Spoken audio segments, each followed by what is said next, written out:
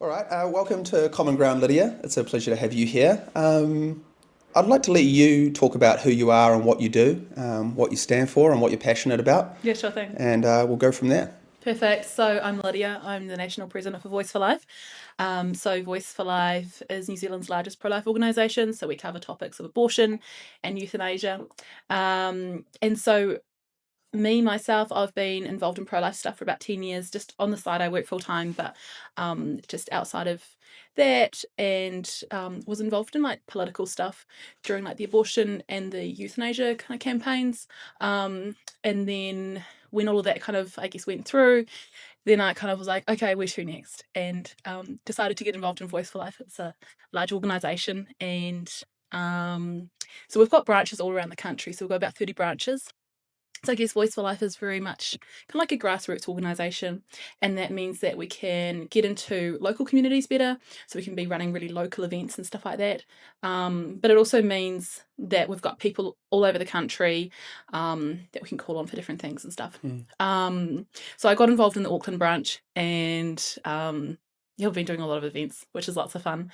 And then I went onto the national board about a year and a half ago, and now I'm the national president. So it wasn't really where I saw myself going with the organisation, but I'm really excited just to see where we can take things over the next wee while. So Yeah, yeah. cool. When you say political stuff, what were you involved in politically with the group? Yeah, so there was, I guess there was the referendum for the euthanasia thing, but prior to that, there was also like we were collecting submissions for both euthanasia and abortion at different times and stuff. Sorry, do you mind just that referendum for euthanasia? Mm. How did that go? Um, Explain it a we little bit. we made a good dash at it. I was involved in the Vote Safe campaign. I was also involved in Euthanasia Free New Zealand, just like a little bit in terms of collecting submissions and stuff prior to the referendum. But essentially, we had like with the Vote Safe campaign, I was just helping with billboards all around Auckland and Mhm. stuff. So me and my siblings and a bunch of other people, essentially, we'd put up hundreds of billboards, like political signage, hoardings, and then we would just go around and like monitor them every day. So we would be like replacing graffitis and all of that kind of stuff.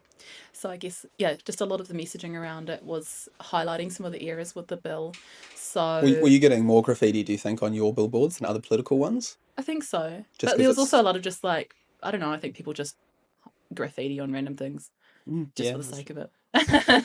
I mean, like completely unrelated graffiti to what we were standing for. So it wasn't even as though like we want euthanasia. It was just this is I don't know. I'm assuming probably most parties do get graffiti. and people like to draw large phallic objects on almost everything, so that's probably what comes across most of the billboards here.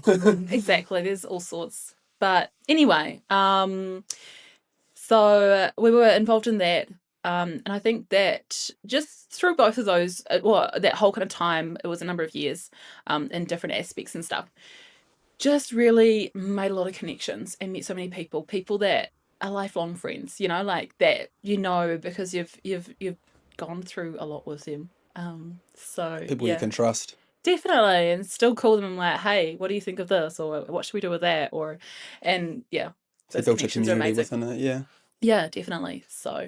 Um, so yeah, I guess now we're kind of just like navigating where to now in New Zealand, because I mean, obviously our politicians have said they don't want to be touching either of the, well, no, the abortion law they don't want to be touching and changing. Any of our politicians? Is there anyone Um, speaking up around that? well, I mean, National essentially has said that they're not going to touch it, um, and Labor obviously doesn't really want to touch it, and I don't know, maybe New Zealand First might be the only organisation that might, but also because I don't think they can because of where they are with National. I mean, Mm. it's probably not our best route to take at the moment, is to try and change it. So, um, I guess like where to next is I guess that's what we're currently navigating. And I think a lot of it Mm. comes down to education of the public and stuff like that, Mm. helping New Zealanders to realise like what's wrong with our abortion laws and euthanasia laws and why we want change. Because a lot of social injustices, really you start to see change happen once the community and the country actually sees that it's wrong. So Yeah, well, I think, I mean, I can't speak for people that are against it, but it's often seems to be synonymous with taking away a woman's choice and freedom of her. mhm. And I think that's where a lot of people sort of push against it and they say, well, we can't remove a woman's right to choose, Mm. which I think we'll get into that a little bit more later, but there are two two people we need to think about in that equation, I think. Definitely. So where do abortion laws sit in New Zealand at the moment? Yeah. Where are we now? So in New Zealand, essentially, a woman can have abortion on demand up until 20 weeks. We've also got early medical abortions. So essentially, there's an 0800 number you can dial, and obviously some discussions and stuff like that need to happen. Just to tease that out, so when you say on-demand abortions up to 20 weeks, does that mean that you can just walk in for whatever reason and get an abortion up to 20 weeks? Yeah. Right. So, but can you get an abortion after that as well? Yeah, so you just need one signing off medical doctor, essentially, to approve it. So Up to what point? Up till birth. That is insane. So it's one doctor, so you could have like a really pro-abortion doctor who's like, yeah, sure thing, that's fine. You might have a more conservative doctor who's like, are you sure, like, your baby's quite viable? Or else you could have another doctor who's like, yeah, sweet as, and then, your baby could be aborted. So it's pretty scary, really. I actually saw some interesting statistics that were coming out of Australia, but it included New Zealand stats, and there was actually like quite a big contrast in like the number of boys versus girls being aborted, or no, born, sorry. And so it's like, well, are there sex selective abortions, even though it's illegal? But I mean, there's no real check to ensure that we're not having sex selective abortions in New Zealand. Was it You know what I mean? boys or girls being born more? Well, I think it's a lot of our communities like to have boys, so yeah. Right. And there's always like a slight discrepancy, but I think it was a much higher rate. Is that sort of reflective of our kind of mixing pot of cultures and how different cultures think about this sort of thing? Possibly. But I mean, I guess it's just highlights the concern that, we have around our abortion stats, but also around the lack of safeguards there are, that there's nothing to kind of ensure that there's no sex-selective abortions. How are we actually ensuring that people who are getting access to like the abortion pills and stuff to be sent to them? Because essentially there's an 0800 number that people can dial and they can get the abortion pill sent to them. How are we knowing that they're actually receiving the abortion pills, within the certain time frame where it's actually safe? I wouldn't say it's actually safe to use them, but where it is safer to use them, especially if they're a rural person. Part of the reason that they wanted to have these abortion pills on, being able to be sent to people is because they're like, well, people in rural communities need to be able to have access to abortion. So, imagine a woman rurally being sent abortion pills and then taking them and then having, there are adverse medical outcomes as a result of abortion pills, and that's known internationally. And she starts bleeding profusely. She's in the middle of nowhere. What's going to happen? It's not as safe as what people say it is, and I think it's only a matter of time before we have a death from that in New Zealand. Yeah, right. But that aside is also women having those pills sent to their own home. Then their home becomes like the place of their abortion, and so wherever that abortion ends up happening, or whether they pass the child in their home, they constantly are reminded of that every time they walk into that room or whatever, as opposed to it's like driving past an abortion clinic and being, oh, that was where I, avoiding that street or whatever because of the hurt. It's like there's women that are really struggling with that. And so, yeah, I guess there's just so many different aspects to it that it's like, this is just so concerning. And why are we not more aware of that in New Zealand, or what are we doing to avoid that and safeguard it? Would you say that's the main concern of Voice for Life at the moment, or is there something greater? I think it's hard to say. You look at the abortion stats, abortion statistics are definitely growing. Last year there was like a 14.9% increase in abortions from the previous year, and it just keeps on rising each year. What does that look like in raw numbers? About Roughly. 16,000 abortions, I'm pretty sure. So it's quite a lot of abortions. So essentially of all live births or pregnancies. Now I'm trying to think of the numbers. Yeah. I think it is pregnancies. There's about 221 abortions to every 1,000 pregnancies or something like that. So essentially 1 in 5 children are being aborted in New Zealand. In the UK, 1 in 3, I just read this morning. Wow. That's 1 in 3 pregnancies have been terminated in the UK. Something like that. That is insane. Well, I know they just passed the birthline abortion right thing, or I think they decriminalised it. Well, it still needs to go to the House of Lords, but yes. Oh, it does, yeah. Okay. So it's essentially gone to the Parliament, and then it needs to go to the House of Lords. So who knows, they might still overcome it. But Yeah, well, you've seen a lot of pushback from people that might not have traditionally been or called themselves pro-life because I think if you've had a child, then like I have, and you've seen those scans, it's just unfathomable to terminate a baby right towards the end when on Thursday they could be in the belly and terminated, and Friday they could be a little beautiful baby. It's just, I That's think totally true. it's hard to justify as that being anything else except murder. Yeah. But I guess that's quite a controversial thing to say. Yeah, no, exactly. I mean, there's I think a big concern also with the fact. So essentially in New Zealand, sorry, in New Zealand, of those abortion numbers, about 69% of those are abortion pills. So it is quite a high rate of that. 69% of abortion pills, and the rest being done surgically. Yeah. Right. So I guess, and there is known, side effects with the pills, and so that's kind of why I guess it is a concern to me. The other thing is, what safeguards are to actually ensure that the women who are being sent the pills are actually wanting them, and they're not just being like drugged or something like that, because that has happened overseas. What, like a crush it up in the drink kind of thing? Yeah, like Really? Wow. like a abuser giving it to a woman because Ah. they didn't want it to be public, or a boyfriend giving it to their girlfriend. And in terms of like rape or incest or all of those kind of things that you find out the girl's pregnant, it's like, okay, well, how can we get rid of it?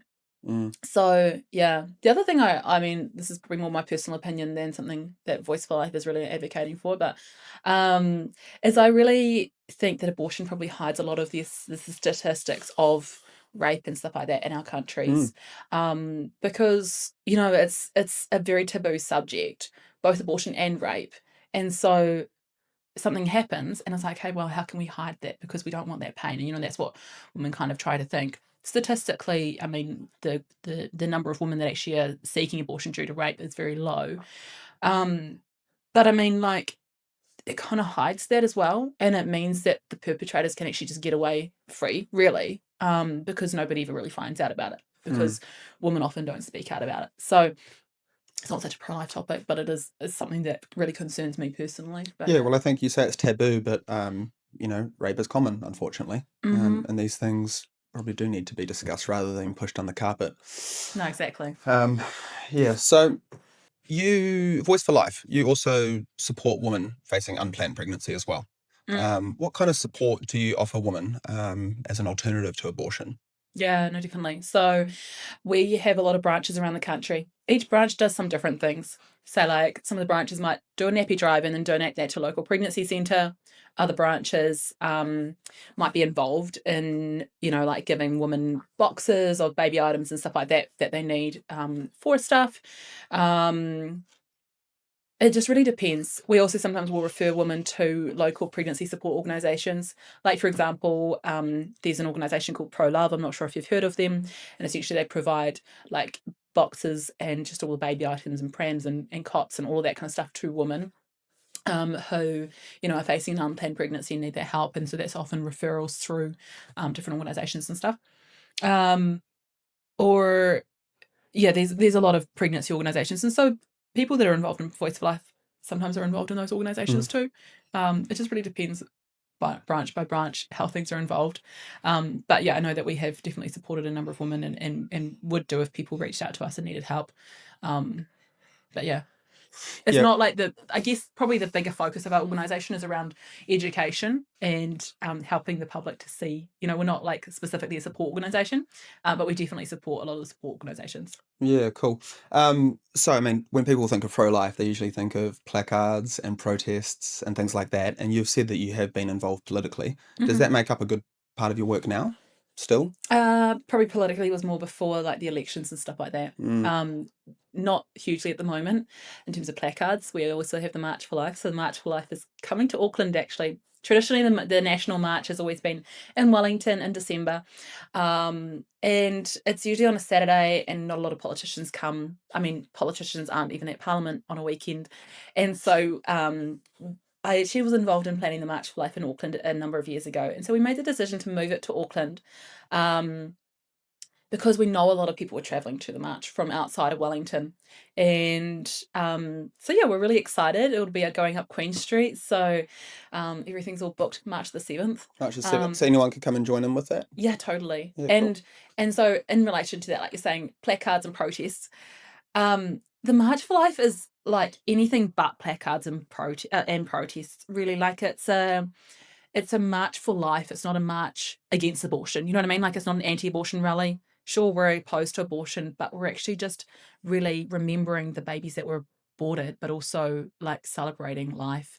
And it's like one of the most family-friendly events. Like actually, really, you should come. Like seriously, I think you'd No, love I it. will. I absolutely come. Yeah. Like there's usually a lot of families. It's like, I mean, sure, there's always going to be some counter protests and the yelling and whatever, screaming at us.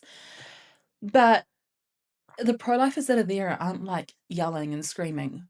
They're just there, and it's just like this hub of love. I don't know. It's like the weirdest thing, but you just go away just like feeling like full because it's like this is an awesome community. Yeah, that sounds beautiful. But I guess like what I also want to highlight is like we shouldn't just be like, okay, let's go to a march and then that's kind of our pro-life thing done for the year. You know what I mean? Like I think it goes so much broader than that. I think we should be going to that to equip us and to encourage us to be educated, to have more conversations.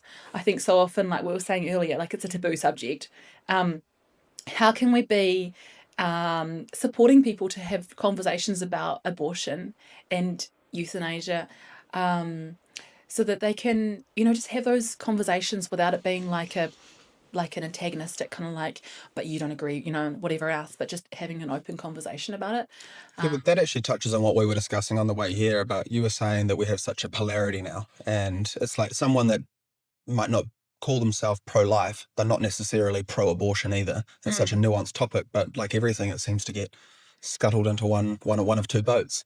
But so when you're talking about the counter-protesters, they might be one side of it, but that large majority of people that see that thing will be talking about, or they march, talking about what you're talking about. It would be a place of positivity and love, and it sounds like you'd be quite open to discussing the points with anyone that wants to as well. Definitely. I think that's the thing. I've really like challenged myself this year just to have more conversations with people about abortion and euthanasia, because I think so often we can think it's a really taboo subject, and it's like, I think sometimes as pro-lifers we assume that if people aren't pro-life, they're really pro-abortion, but so often they're somewhere on that spectrum, and how can we help them to understand that, they might be kind of not necessarily as pro-life as us, but they might not actually necessarily agree with our abortion laws in all the ways. A lot of people statistically don't agree with abortion on demand up till 20 weeks. A lot of people like that's ridiculous. Like a lot of people don't agree with the high rates of abortions that we have in New Zealand, and the reasons that abortion is used, because it's like, because it uses a contraception essentially. Sometimes it kind of seems like.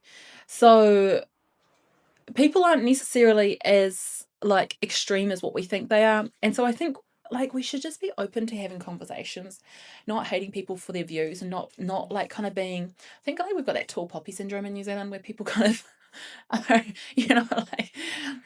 I don't know. I think in some other countries potentially you can just have like an open dialogue more than you can in New Zealand, where you just state your opinion, the other person states their opinion, you have a bit of back and forth, and you just move on as friends. And I think it's really important. But I think we can do that in New Zealand. But I think we've just got to start doing it. So I like the optimism. yeah, I hope to see it coming. exactly. I think there needs to be some sort of change going along. I think conversations like this help. It makes more people realise it is something that can be talked about. Yeah.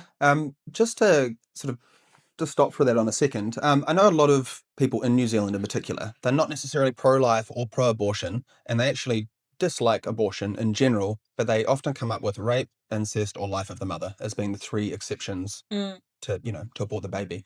Where do you stand on that, and where does Voice for Life stand on that? Yeah, exactly. So I guess, say with the life of the mother, no, if we go back to like, what is abortion? Abortion is intentionally killing an unborn child. And so, say for example, if there's a mother that, let's say, mother is diagnosed with cancer in, around week 20 of her pregnancy, for example, or wherever she is at through her pregnancy. how can we give the baby what it needs to then help the mother, give birth to the child, say even super early, and support that child to live. Babies are viable after 22 weeks, right? So how can we support that baby to live and care for it, even if it only lives for a short period of time, and then give the mother whatever medical treatment it needs, instead of intentionally dismembering the child, in order to save the mother. And look, I'm all for looking after the mother and giving that, medical care that it needs. I think it's coming off. I'm all for giving the mother the medical attention and stuff that they need. But also abortion. Sorry, keep going. Abortion is intentionally killing an unborn child. So there is a slight difference. Yeah, sorry, let's get this beautiful man here to fix our microphones up. Say hi to the camera, Oscar. He doesn't like being on camera. Sorry about that. Sorry, can you just repeat that last part? Yeah, sure thing. So we're talking about mothers who are facing a terminal diagnosis or needing treatment through their pregnancy. And so how can we induce the baby, allow the baby to be born, and give it support and care and love during the potentially short time that's alive, or potentially it lives too. I mean, babies are viable from 22 weeks. Do babies often survive from 22 weeks? I don't know the exact statistics. No, sure. But I mean, babies are viable after 22 weeks. Right.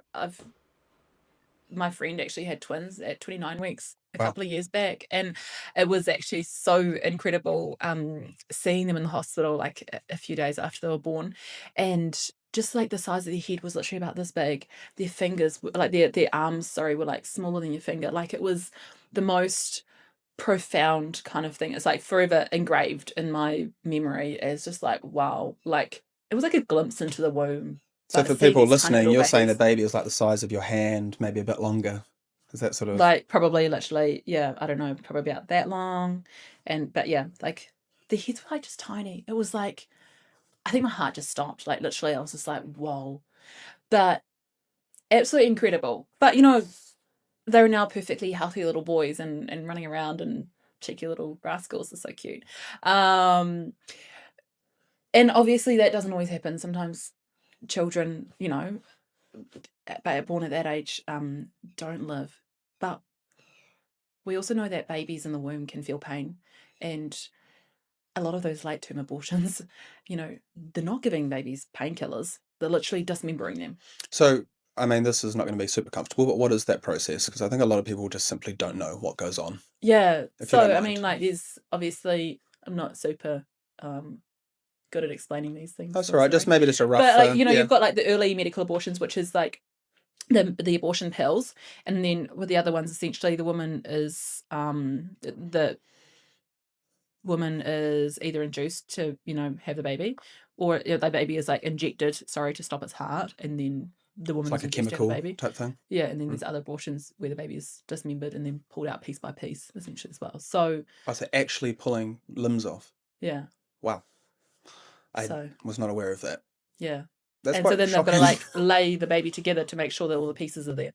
That's so people don't really like abortion victim images because they're kind of brutal. And so then they say that we're really hateful, if we were to show abortion fiction images. But, so how can we, if we can contrast, how can we let a baby be born alive and love it and care for it during that short time that it's alive, as opposed to intentionally killing it? Yeah, and in such a brutal way. That's kind of stuck me. That's crazy. No, exactly. No, it's good to hear though. So then we have that's the life of the mother, rape and incest. Yes. There's a lot of people that will push back and say a woman should not be expected to keep her rapist baby. Not saying this is my opinion, just exactly. It's a common opinion, and that that child could look like the father for the rest of their life, and the mother would, remember that. How do you speak to that? No, exactly. So I think if we look statistically, if that's the argument that people are using for why we should have abortion laws in our country, statistically, it's a very low rate of what's actually happening with that. So that's one thing. Like if we were just to only to allow for that, our abortion numbers would be very low. I'm not approving it for that, but then on the argument of why we wouldn't agree with that. So let's say, for example, you had a mother that was living with a father, had a child, and well, not her father, but the child's father, her boyfriend, and and they were in a happy relationship, had the child, and then that boyfriend became really abusive, and then she needed to leave that relationship, and then every time she saw that child, like a little 2-year-old boy, she was like, that looks like the father, and it reminded her of that abuse. Would we then say it's okay to kill that child? Well, no, it'd be murder.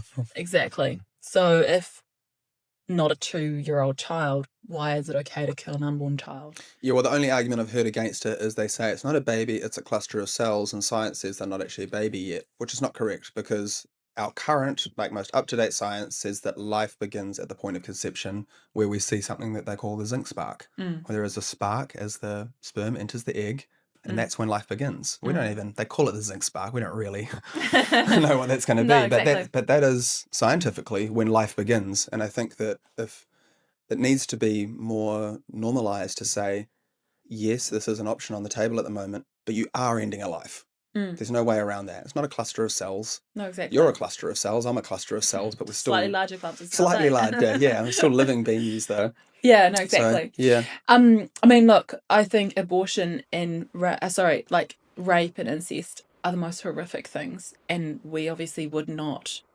wish that on anybody. And anybody that has gone through that, we would encourage them that they get support. To actually navigate that. But there's also women who have kept their babies after their abortion, and kept their babies after rape. Yes, sorry, mixing up words. Yep. And like it was the most healing thing for them. And then there's also women who have had abortions and after that as well, and it's like that grief is stacked on grief. It's like pain on pain, and one wrong doesn't correct another wrong. Like it's we've got to work to navigate what happened instead of just trying to shove it down. It's like we can't just kick our emotions to the bottom and just pretend that it's not there. That still happened. That wrong still happened to that woman. And it's opening up of taboo subjects, like you've said, isn't it? Exactly. So does Voice for Life help with, I mean, you've touched on a lot of the psychological issues of women that either do or don't go through with the abortion. Does Voice for Life help with that side of things or direct them towards other services? There are other organisations that do. Great. So, for example, there's actually just like a kind of newer one in New Zealand called Saving One. So Saving One. Yeah. So Gina Sutherland is doing this as like essentially like a course that you can go through with someone, so it's like a guided study to go through abortion regret and stuff like that. And then there's also like post-abortive counselling as well. There's also the Buttons Project. So Marina Young set that up. Essentially, women can send a button with like a story of their child that was aborted, or a letter to that child. It's kind of like a post-abortion healing kind of thing. So there's a number of different things, and there is definitely counselling available, and support available. So I think people often, because abortion is so kind of taboo, and because we're always told like, no, abortion, is right and it doesn't cause issues and stuff. I think women who probably are experiencing the pain don't feel like they can talk about it because they're like, no, like I should be fine, But I guess, they should reach out and actually get the support. Yeah, well, I'll get a list of those organisations off you, and I'll put it all in the description of this episode so people can reach out to them if they need to and get the support that they need. All right, well, that's a particularly heavy side of things, but to move on from abortion for the moment, I know that Voice for Life, you told me, also is involved with euthanasia work. Against it, just for the record. Yeah, I didn't think you'd be the one actually doing it. So how does that tie in with what you're doing? And do you see euthanasia and abortion as part of the same thing? And it's intentionally killing a human life. So yes, we do. And they are very different topics, and we also realise that sometimes people might be opposed to one and not the other, for example. Because they don't necessarily understand, I guess, the ethics and the, behind that underpins both of them, essentially, the sanctity of every human life. But also, so we are involved in both of them. And I guess with the euthanasia laws, so like it went to a referendum, which every New Zealander voted on a number of years ago. And I think a lot of New Zealanders thought that they were kind of just voting on the idea of euthanasia in New Zealand. They were like, yeah, like I think people should have the right to choose, euthanasia if their pain gets unbearable, if that's what they really want. Like, I wouldn't want to take that away from them. And so people just voted yes without actually looking at that specific law and what we were actually voting on to be law in our own country. And if we actually look at the law more closely, essentially, there's some major flaws with it. It doesn't have a lot of safeguards. It's a very short kind of law versus in contrast to what a lot of countries overseas have for their laws, for example, in terms of even safeguards, but not that other countries are necessarily. Look, I'm not just saying that we should just improve our euthanasia laws. I prefer that they're gone. But our laws in New Zealand aren't particularly protective. For example, there's no need to ensure that the person has psychiatric care to ensure that they're not being coerced, for example. There's a very short calling off period. So the time from when someone requests it to when they get it could be, no, I'm forgetting exactly how many days it is. It's a matter of days. I think it's could be as short as 2 to 4 days or something like that. From when someone requests it to when they actually get it. And what's is that on demand, like the abortion? Well, so essentially they've got to meet specific criteria. So they've got to be having unbearable suffering and a life-limiting condition. So essentially prognosis of less than 6 months to live. But how often do we know that people have been told you've got less than 6 months to live and then they live another 10 years? You know what I mean? It's very hard to determine exactly how long someone is going to live. And also one person's unbearable suffering can be, is very different. And how can we support people, I think, through better hospice care and stuff like that? And actually just understanding, if we can support people, their amount of pain and stuff like that they that they experience can be massively contrasting depending on their life circumstances. And so, sometimes people can request it because they don't necessarily have the right supports around them and stuff like that. Yeah, I understand that. I think the one thing that I would sort of push against is that I've seen people in enormous amounts of pain towards the end of their life. It's quite heartbreaking, and you can see they just want to go. They're finished, and when they do go, after often a long, very unpleasant last part of their life, they look at peace, and they seem like that was, it's a good thing for them. So I find it hard to say to people, if they are in unbelievable pain, do we force them to spend their last 2 years on Earth just in absolute agony? I mean, I suppose if you took away euthanasia right now, they would commit suicide, I suppose, would be the next thing, isn't it? Exactly, but are we saying that pain, I mean, say they lived for 2 years with that, they wouldn't actually necessarily be eligible because it wouldn't be necessarily less than 6 months. Okay. So that's why people also been saying we should expand the laws. But then where do we expand them to? It's kind of like there's this very open kind of area. It's where do we allow it, where do we not? And where do people's rights, and then you get what happens overseas in some countries where it's someone wants it for depression because they're in unbearable suffering, and it's where do we say that it's okay, and where do we say and how can we ensure that everyone that's requesting it is actually genuinely requesting it and not being coerced by their family? I mean, there was a concerning case actually in New Zealand where so in New Zealand, you've got to be cognitively able to approve it, right? Request it at the time when you request it. And there was someone that had dementia and was euthanized, and English was not their first language. And there was no interpreter available or present when it was approved. This happened in New Zealand? That happened in New Zealand. And it's how was that approved? And when do we then start saying, well, maybe just, people's lives with dementia, are we just saying that they've got no value just because they've got dementia or because they're not cognitively, there's this big slippery slope, and it's are we actually wanting to open that gate? Because, like there's countries where people are scared to go to the hospital because they're gonna they could be euthanized instead of given medical treatment. Well, I guess Not in the Netherlands or Belgium, for example. the big difference that can be drawn between abortion and euthanasia is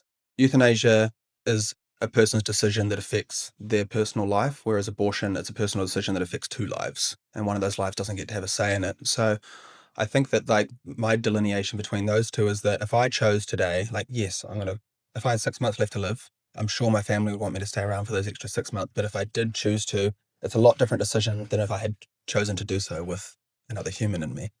That's true. Yeah. I can see where you're coming from, but I guess what we're saying is that with euthanasia, there's not enough safeguards to ensure that it is actually the person wanting it and not another person coercing them to. Do you know what I mean?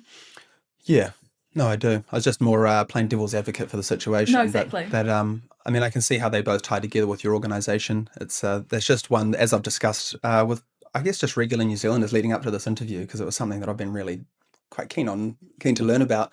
That's something that I hear from a lot of people, is that it's kind of like, well, it's my life, why can't I choose to take it? I guess like another concerning part about like how specific euthanasia laws in New Zealand is there like an 18-year-old, for example, could request euthanasia if like an 18-year-old had a terminal diagnosis and requested it. They wouldn't even need to let their parents know, for example. And so they could then request it, die, and then the parents could be like, they were actually just euthanized. You know what I mean? Like, it's insane. There's no need for other people to know that it's happening and stuff like that, which people can say, well, that's their privacy, that's their right. But it's also kind of like, how can we ensure that these people actually get the support that they need and not just are like, hey, did you want euthanasia? I mean, is our palliative care actually funded enough and supported enough in New Zealand that people can actually die without pain and with the right supports around them? Yeah, well, you're talking about a slippery slope. Look at Canada at the moment. They're euthanizing people in their late teens for depression. So exactly. one of the side effects of depression is that you want to kill yourself. I was very depressed in my early teen years, and you get through it with support. And a lot of people suffer from depression. If we offered euthanasia for all of them, we'd have a lot less people walking around, I think. No, exactly. Well, and also people with disabilities, like it devalues their lives, and like then they just kind of feel like, what's my value? And it's like, well, there is value. Dignity doesn't just relate to us being able to walk around and go to the bathroom like a normal person, you know what I mean? Like a normal person. But and yet so often that's what euthanasia supporters literally seem to kind of like base their arguments off. Seems weak. So with the pro-life movement in general, and I guess this can encompass both these topics, what do you think are the biggest public misconceptions, misunderstandings? I mean, we've sort of touched on that already, but it seems like there are some fairly glaring ones I'm sure you can speak to. Yeah. Misconceptions about abortion, euthanasia, or misconceptions about our organisation, for example. Well, I left it as pro-life. You can take it where you choose. I think that sometimes people do think that we're really extreme, or that we're hateful. But I think people that actually get to know the organisation and us as people, as opposed to just labelling us, kind of realise that we're actually coming from a place of love, not a place of hate. Is your organisation religious based? No, I mean a number of us are Christians that are involved in it, but it's not a religious organisation. It's non-denominational. Yeah, I only ask because a lot of them, when I've looked them up, they're often exactly. based through churches. But I guess that just similar set of concerns between churches. I mean, I guess if you look at the foundations of a lot of societies that are based off Christian values, I guess the views of those organisations or those countries are kind of founded. I mean, like you look at a lot of our laws are based off Christian values, and it's kind of where that comes from, right? But yeah, we value human life as a Christian religion, but no, we're not a Christian organisation. Okay, cool. Well, anyone can be pro-life. Wow, yeah. So for the next generation, do you think we're seeing any sort of change? Do you think that younger people are engaging with these topics, or is it all kind of said and done within our culture and people think what they think now? Like, do you think our next generation is going to make any cultural shifts or changes to what we see at the moment? Mm. I think there is definitely a shift of young people that are realizing we actually need to speak up and we need to do something, and there's a bit of a shift towards like but I think there is a lack of young people doing a lot of work in that area because maybe they don't know necessarily what to do. And so I guess that's partly our work as an organisation, as well as providing opportunities for people to get involved. I mean, that's how I got involved, is which like, hey, can you spend the summer like making phone calls? And I was like, yeah, sure thing. I was like, sign me up. And I was like, can you spend like every evening like, doing whatever else? And I was like, yeah, like no problem. But and so I think like if we can actually provide people with like opportunities of like this is something that needs to be done, like I think people get involved, and so that's part of our role as Voice for Life as well. So if young people wanted to give it a crack, they could approach organisations like yours and just say, I want to volunteer and get involved. Yeah, totally. So what do you think that is? Because I mean, maybe this is just my opinion, but I see younger people not trusting the government like what once was. I think a lot of people don't trust the government as much as they used to. Maybe COVID was a bit of a dam break there, where a lot of people realised they might have been lied to or started questioning things. Like I've got even family members that have been very much like, that's a conspiracy theory, this is a conspiracy theory, and now they're all in, talking about myocarditis and what's the difference between a conspiracy theory and the truth? Yeah, well, 6 months. That's good, I like that. We've seen a lot of that actually, like all these conspiracy theories getting proved in the last little while. It's all these crazy people that were, well, supposedly crazy, spouting all this stuff, and now you're like, oh, there really is this island where all these terrible things were happening, and all these different, just seems to become so obvious. No, exactly. I think, so I think there is a shift, but I think, I mean, and that's where we also see within the younger generation and stuff, we do a lot of training. And so, for example, in Auckland next Saturday, we've got like a training day. It's not just for young people, but, it's just to help people engage in the pro-life conversations, like how to have an effective dialogue about abortion. If you're talking with a friend or something like that, how can you have an effective conversation? There's also things like the March for Life, and then we've also got Activate. So Activate is like a pro-life training week where you go into like abortion, and euthanasia ethics and morals and all the things that underpin that in society, and how to write, and it just covers off so much, but also connects you with a community of people and stuff. So, actually, just last week we had the pro-life youth camp, which was for like younger youth, and then there's also like 18 plus kind of one, just and then you've got like adults of all ages kind of thing. So that's coming up in August. Sorry. And yeah, usually there's a whole bunch of people that go along to that, and it's really neat to see people just connect and learn and engage on the topics. Yeah, it sounds great. So if you had, just to sort of round out, if you had one thing to say to a young woman in New Zealand right now that might be pregnant and having a tough time and needs support or thinking about getting an abortion, what would you say to them? Reach out to someone and get help.